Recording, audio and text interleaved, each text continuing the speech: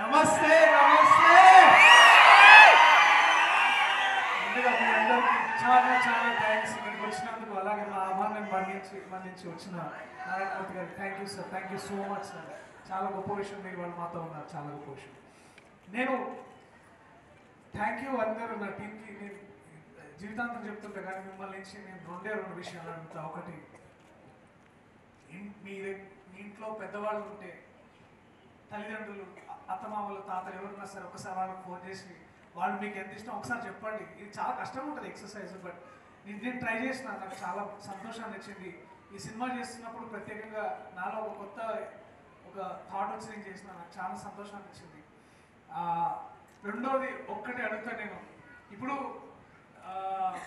థియేటర్లకు వచ్చి సినిమాలు చూసి ఇలా ఆనందించడం అనేది తరతరాలుగా మన దగ్గర వస్తుంది.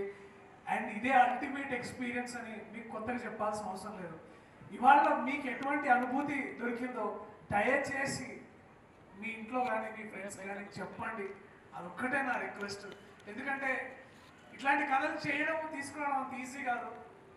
ఇంత పెద్ద దర్శకులు, ప్రొడ్యూసర్లు మనతో ఉండి కూడా ఇందాక వారు అన్నట్టు అంత ఈజీ కాదు జనాలకి ఇట్లాంటి సినిమా తీసుకుపోనీకి. బట్ నాకు మీ సహాయం కావాలి.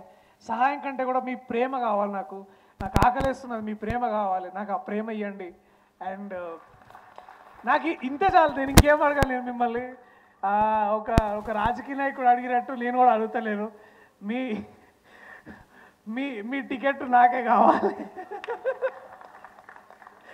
సో మీ అమూల్యమైన టికెట్ని నాకు ఇవ్వండి ఈ సినిమాతోటి. అండ్ నేను గ్యారంటీ ఇస్తా, ఈ సినిమాతోటి ఒక అందమైన అనుభూతిని, కుటుంబ వ్యవస్థలు ఎంత గొప్పయో, ఇంట్లో ఆడవాళ్ళు ఎంత గొప్పవాళ్ళో, తల్లిదండ్రులు వాళ్ళ గొప్పతనం ఏంటో, ఇవన్నీ ఈ చిత్రం ద్వారా మీ అందరికీ మళ్ళీ గుర్తు చేయడానికి ఈ ప్రయత్నం.